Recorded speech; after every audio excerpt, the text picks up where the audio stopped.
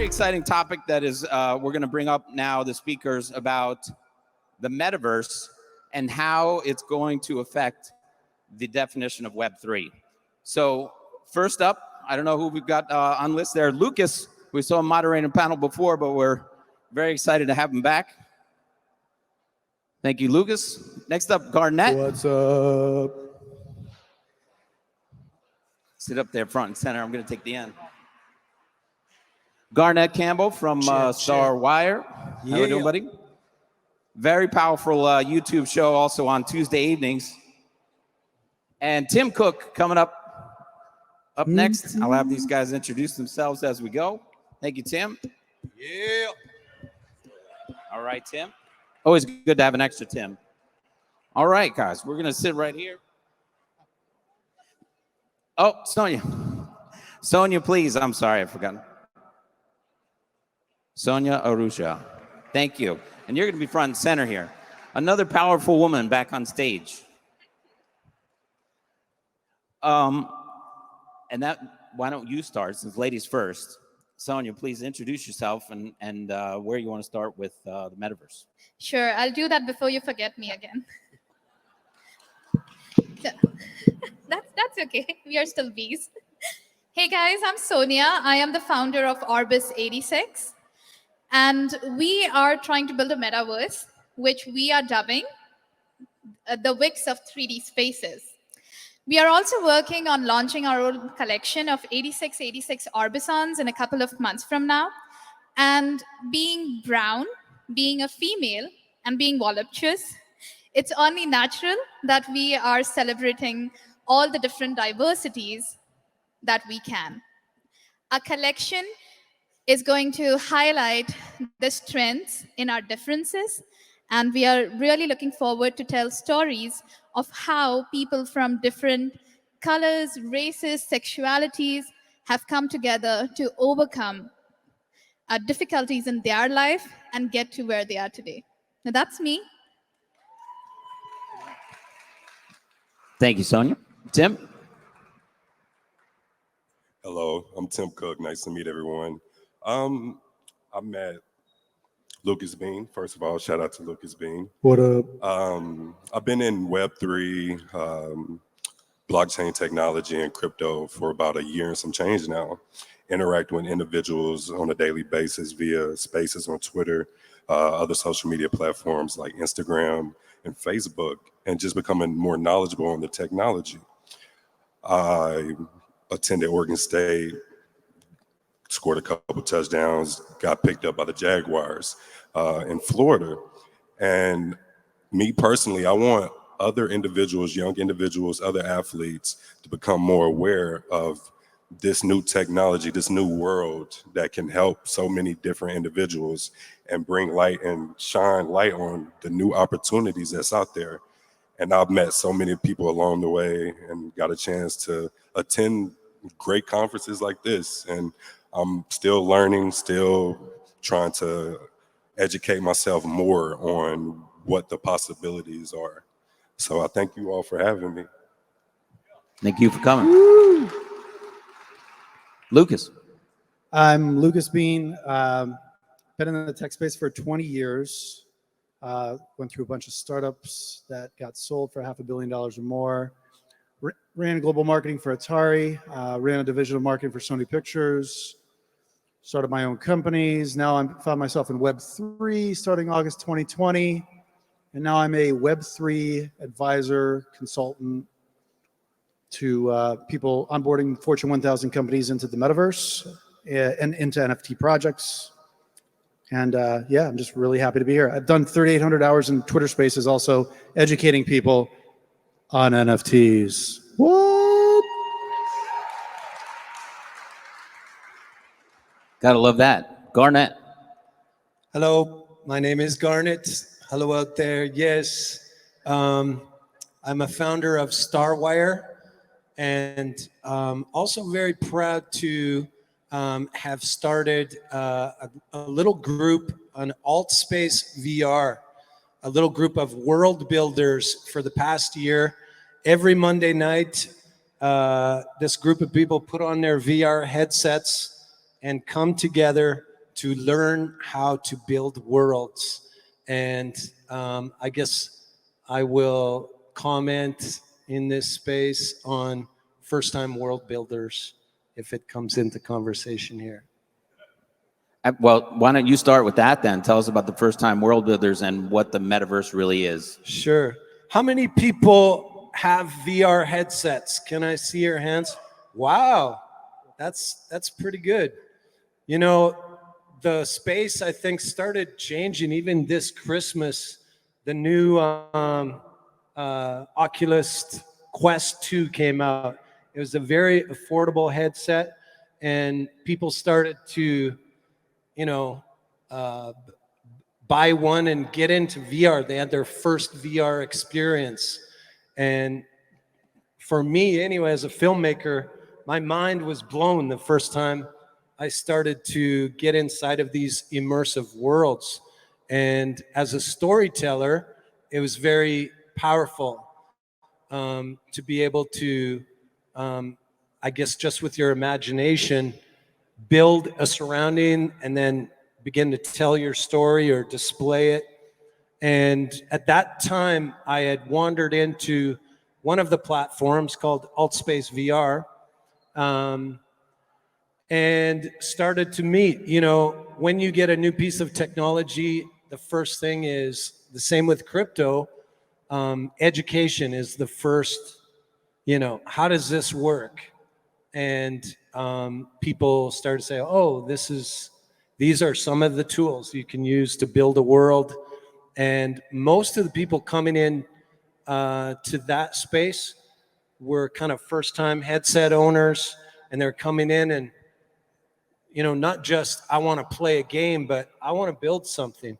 And that seems to be a common thing is people want to build. And that's been the experience of just people coming, maybe like Twitter, where they come into a Twitter space and they're like, what's a MetaMask wallet? And, oh, okay, well, we'll explain this to you. And step by step, concept upon concept, like learning to play an instrument or a guitar. I think this has been a space of education. And that's kind of been my experience personally learning. And it's cool to see a generation of educators rising up in the space as well. So. Very cool.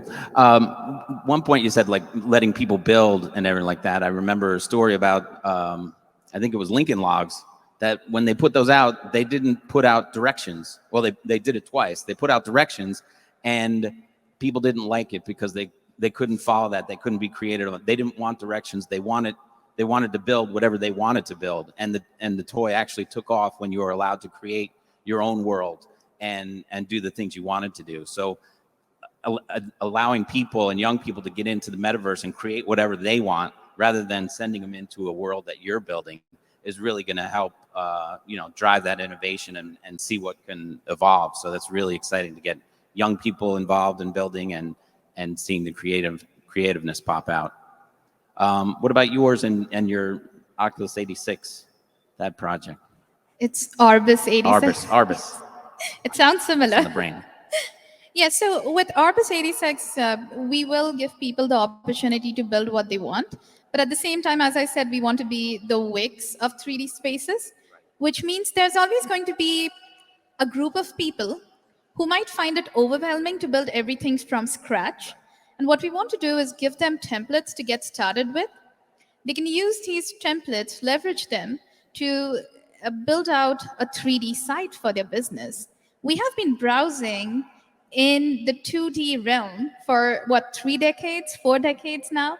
I think it is time that we bring MetaVerse into a space that goes beyond the realms of gaming, and all the businesses can actually have their own store and their site hosted in a MetaVerse. It doesn't necessarily have to be accessed through just Oculus. I think right now on the web browsers as well, the technology exists where you can browse these immersive metaverses from the browser, because 99% of the population in the world, that's how they're still accessing information. And you want to make sure that you are bringing in that 99% and not just focusing on that 1%. So we are trying to build these virtual immersive spaces where anyone who wants to get started with bragging and showing off their collection or their store, they can do that with ease. But at the same time, anyone who wants to dive deeper and really take charge of the whole build out, they can do that. They can build from ground up as well. So that is our vision. And Tim, what's your experience with the metaverse, and where do you see it going? Especially with sports is huge in that stuff. Yes, me personally, I've seen so many things that's possible. You know, the UFC, for instance, I know they are in the future. I don't know if they have, but I know they're in the future are working with allowing you to watch the fights within the metaverse. So I kind of see that being implemented in other sports realms such as football, basketball, baseball, soccer, tennis, volleyball, so many other opportunities for athletes and young individuals to get into this new world, this new blockchain technology, this Web3, and benefit from their name, image, and likeness in ways that people haven't seen before. And me personally, I'm working behind the scenes on trying to help with build financial literacy and how the youth, put them in a position to benefit from their name, image, and likeness through MetaVerse, through Web3, through the blockchain technology. And I have personally spent numerous amount of hours with Lucas Bean on Twitter Spaces, on just having and using my platform to help educate other individuals on what's about to come, because I feel like it's a massive wave that is inevitable. Hopefully I can put a dent into people's minds and open things up to a different world, you know? Beautiful. I just want to add that I had no idea, and my kids are educating me. My son was playing Madden football and assembled his team and was having a good time. Actually was able to sell his team and then buy the next version of Madden. So I mean, and then the next one that comes out, he gets to build his own team with that.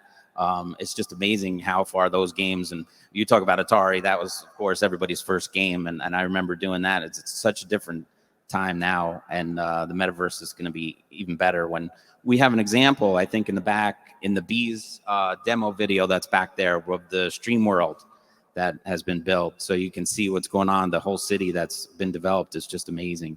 But Lucas, what do you see from Atari to now, and where that metaverse is going? I can't really speak to how Atari is going with their metaverse, but I can say the metaverse is not a new thing. It's actually been around with us since like video games have been around. So every video game we ever played was an immersive world, and then we got to a thing called Second Life. Does anybody remember Second Life? Yeah, there we go. Second Life. Woo, it failed. I lost all my property. Great. Yeah, I had some Second Life property, built some kiosks, things like that. Didn't go well. But it was, a centralized metaverse. And then there was another iteration of that in 2013. Can't really remember the name, but they ran out of money quick because they were ahead of their time. All these places were ahead of their time and didn't provide actual digital ownership of your goods. Now, if we fast forward to Web3, metaverse means your digital identity and all your digital assets live in a wallet. That wallet is your digital identity. As soon as you plug in, all those assets plug into that metaverse. Layer 2, usually I would say, is probably the best stuff to build digital wearables on.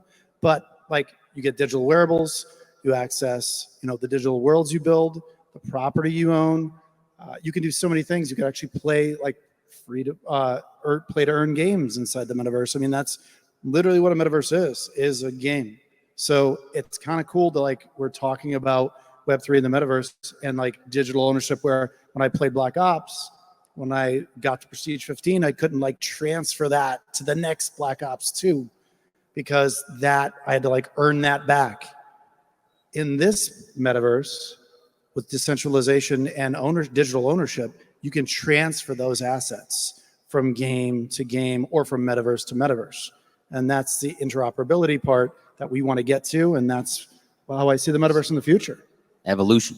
It's an evolution of gaming. It's an evolution of life. It's going to be You could buy something inside the metaverse and it will arrive in real life at your house. I'm actually working on that right now with a few companies where they buy digital assets and they can choose to buy the digital asset. And also, would you like the in real life, the meatverse version of it as well? And yeah, most of the time they do. They want the meatverse. Uber Eats and Meta Eats. That's going to be there. I'm not working with Uber, so no. But didn't mean to drop names or anything. I'm not dropping any names. I'm under NDA, so. No nuggets out of you. Garnett, how do you think the metaverse is going to change the definition of Web3? Or how do you think it's going to evolve and pull people in that way? Anybody that wants to tackle that question it's open. So let's start by talking about what Web3 is, because I think a lot of people have their own definition of Web3. The thing about Web3 that excites me the most is the concept of decentralized ownership, the concept where you don't have a central entity that's going to kick you out, the concept of making everything that is being built accessible to anyone who wants to access it. So just for reference, even in 2022, you have over 1.7 billion people in the world that don't have access to banking because either they are poor, they cannot validate their accounts, and the banks being central entities, they will not provide these people with a bank account, which actually means that these people cannot earn money in normal ways that you and I can because they don't have access to an entity that can house their transactions. Web3, blockchain, it allows us to give that power to people where everything that is being built on Web3 can be made accessible through a decentralized app. And we are not just talking about gaming or play to earn, but we're talking about being able to actually work in the metaverse. From where the world is heading to, AI and ML is probably going to take away our jobs, the jobs that we do today. However, there are opportunities within the metaverse that can allow people to harness the power of blockchain, the power of AI ML computing to build out spaces that can actually earn money for them. So we have to look at how Web3 empowers and provides more equitable grounds for masses across the globe. And I feel the metaverse provides a great way to bring people into the space. So one example that I like to talk about is how we all have inherent biases. I know that with Web3 and with NFTs, we talk about doxing, but at the same time, let's say there's a beautiful NFT project, and you get to know that the founder is a 19-year-old African, someone from Ethiopia, right, who was promising a big roadmap. How many of you can truly say that you wouldn't hold a bias against this person at all? If we're being true to ourselves, probably we will feel that a 19-year-old in Africa with not enough means may or may not be able to execute on this project. Now, if that is an avatar in the metaverse, that anonymity helps us get rid of our biases as well. So you could really have a smart 19-year-old sitting in Ethiopia earning millions of dollars because now when his or her employee negotiates with them, they do not ask whether you're sitting in California, what are your cost of livings, but they are truly assessing them only on the basis of their potential, their knowledge, and what they bring to the table. Yeah, their ability to perform. Exactly.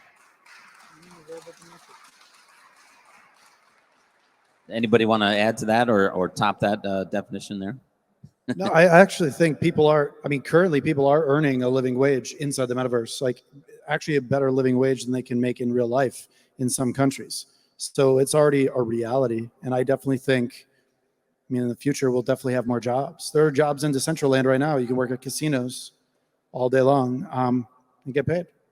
So it's definitely cool. It's, I think everything in the future will be eventually a digitally rendered job to a point where you won't have to rely on going to work every day. And I actually can't wait to sit across a boardroom in VR and have a virtual meeting with people 10,000 miles away, but yet they feel like they're in the room.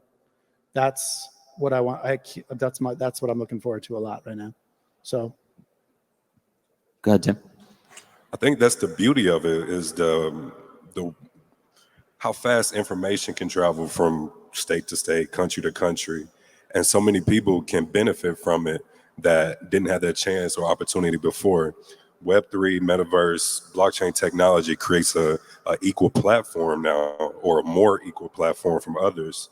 And personally speaking, it's something I'm looking forward to. I would love, not just for athletes, but young individuals from, I've seen 13-year-olds create NFT projects and become very successful and get shouted out by Gary Vee. Like, it's so much opportunity. Like she stated, whether you're from Ethiopia, a 92-year-old. Shout out to Nick Small. Shout out to Nick. Whether you're Ethiopian, 92 years old, or a 13-year-old in your room, you can make money, learn at the same time, and create a new pathway that other people can follow. Yeah, maybe to add on to what you guys were saying about opportunities, one thing comes to mind is the protocol of the actual Bees NFT project. On the secondary sales, it was programmed in where those funds from secondary sales would be used specifically for mobile technology, cellular technology to financially distressed places around the world. So the idea that we're buying a token, it's bringing technology to those areas, which brings access to be able to work in these worlds, in these metaverses. So it's like the products that we're selling within the metaverse are actually self sort of funding the expansion of those of that vision into places that don't even exist now. Yeah, I love that. Of course, I'm a B. And that was why I was drawn to that project, that you can help so many. I had no idea that so many people were unbanked and had no control of their finances or their property. I've heard of, African countries where they'll just come in and say, like an eminent domain situation. We can't prove that this property is yours. There's no docs on the fact that this is yours, and we're just going to take it over. And of course, if you put those things into the blockchain, you give them the wallet, the cell phone that they're going to be able to use. That's just incredibly empowering to those people that are so less fortunate than being here in Phoenix. Yeah, it brings education. And it was very interesting when we had one, I don't know, it was someone in the Twitter spaces, he was a doctor saying, well, we can actually diagnose people within the metaverse. Like there's a whole area of sort of medical breakthrough that kind of can happen through that technology as well. So it's actually bringing healing to unreached parts of the world. Go ahead. I'd like to add to that. I think at the moment when we talk about metaverse, we are thinking just about Oculus, but there's a lot of cool wearables that are being designed. Like you have these full body suits or just shirts and t-shirts that have these various sensors that can allow you to feel like 30 different feelings. So imagine, how many of you, by the way, get a massage? Massages with happy endings also count. All right, not asking for that. So now with these body suits, you can actually get that same experience at home, right? So with technology advancing in that way, it opens up the opportunity for a lot of your traditional occupations to come onto the metaverse and then augment the experience of metaverse. So you're in your room, you can get a massage. And think about this. In the metaverse, the consciousness of a person can live long after the person has passed away. So if you have your parents' avatars in the metaverse trained on their consciousness, now you get into the metaverse, you're wearing this suit, you can actually have a conversation with them, right, after they have passed away. this is their consciousness. So they are probably going to scold you when you go wrong, right? They're going to take their pick on you. But you can also get a hug from them, right? How many of us would love to just get that one more time? So the metaverse opens a lot of opportunities. I guess you've watched the show Upload, and I think it's a Netflix show. My husband watched it. He has been asking me to watch it for a while now. I should. I've watched that, and they have that suit. They display that suit inside the show. It's a funny show. But they upload his consciousness, and then there becomes a metaverse, and his ex-girlfriend. I don't want to, no spoilers, but it's a good show. The suit is coming from a bunch of startups I work with. I work with Tim Draper's team, and he's big on blockchain. So I think it's called a haptic. Isn't it like a haptic suit? sort of, it's not just haptic feedback. You get these various electrical simulations. Right. It's fairly cool, but it's actually from Portugal. The country is from Lisbon. Friendly to crypto too, Portugal. Right? Very good. Portugal. Now we have who was it? The El Salvador, and then who just joined last Friday? I'm drawing. I don't Philippines is remember. big in the space. Axie Infinity. Yeah. Philippines is very big. You know, you peg them for a small country, but they are like the front runners when it comes to metaverses.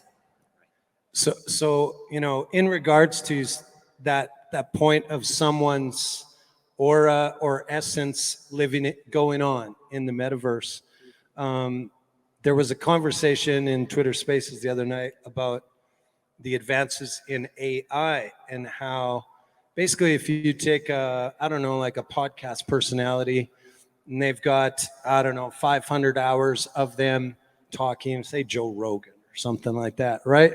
You dump it into AI. Well, it's going to analyze every response, the way he asks questions, how he responds, and it can reproduce a digital Joe Rogan if that's who you want to hang out with and ask questions to. So the idea that it doesn't have to be Joe, it can be your loved one, that the way they would respond to a question, the way they would pause, the way their voice would respond is not really a far off dream. It's kind of a reality. It is something that we are actually working on in Orbis 86 because I said it's a space for businesses. Now imagine when you go to a business website today, you just see the profile picture of a person and some description. But using that same technology, you would actually be able to interact with the founding team, with the members, because what they are going to say echoes what their real life personality will say. So now you are having these conversations with the founders in the metaverse.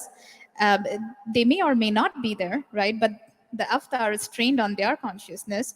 You immediately get a vibe for them, what the real person is going to be. And I think that just makes all your conversations that much more interesting. Much more immersive. Going into you can interview anybody that you're interested in or have a conversation with somebody just based on their previous interactions in the metaverse. Yes, I mean, I'm from the Silicon Valley, and when COVID hit, a lot of VCs, a lot of deals didn't go through, right? Because people want to meet people in person.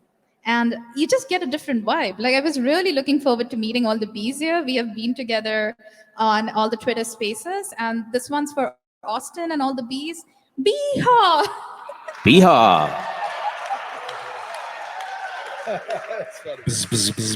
Buzz, buzz. I don't know. I'll say it again, that there's a QR code up on the side, and anybody's allowed to engage with us through the live stream and everything like that. I think maybe Will or Joe, is there any comments coming in from out there? Yeah, absolutely. We have friends out there in the metaverse that want to join us. They couldn't be with us here in Arizona, but they are here virtually. So there is, I believe, one question, and Will is aware of that question, so he's going to relay that to our panel.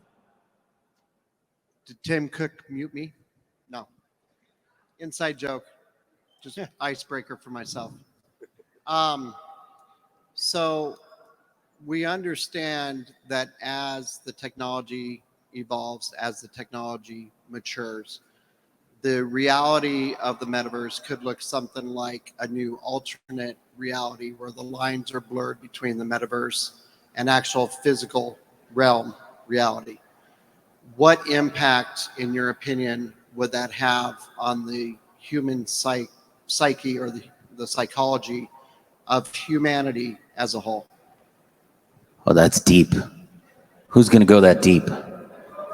I touched bases on it, but it's just from an opinion, I guess you want to say. You have to treat it like anything else. Things have to be moderated. You can't be too deep into things. You have to take things step at a time. Schedule your times that you're going to be inside the metaverse, that you're going to be. Let's backtrack a little bit. I'm a gamer, right? I love games. My friends love games. Younger people love games. Older people love games. But we can't play that all day. We have responsibilities outside. We have social interactions that you have to partake in. Like, for instance, I need to be able to go work out, or I need to be able to go pay my bills in person because my phone isn't working or something. Like, you have to be able to set up times and just, what would you say, Lucas? Like, I think it's an interesting question. So I think it would be good psyche-wise. I would think that, I mean, it's just like screen time on your phone. You got to put it down sometimes. I don't think we've actually developed technology yet that will allow you to be in an Oculus for too long until you like start to have this weird vertigo that happens. And also it definitely affects your vision. So until our technology actually improves, I think it will come out with Apple when Apple releases its headset. Then we can actually spend longer and longer times, but I think we'll have to become accustomed to it. Just like being on social media. At first, like people are like, all right, I'm just going to tweet what I'm eating, or I'm going to tweet, I'm over, at NFT Connect Arizona. Okay, I'm done. And then people live on Twitter.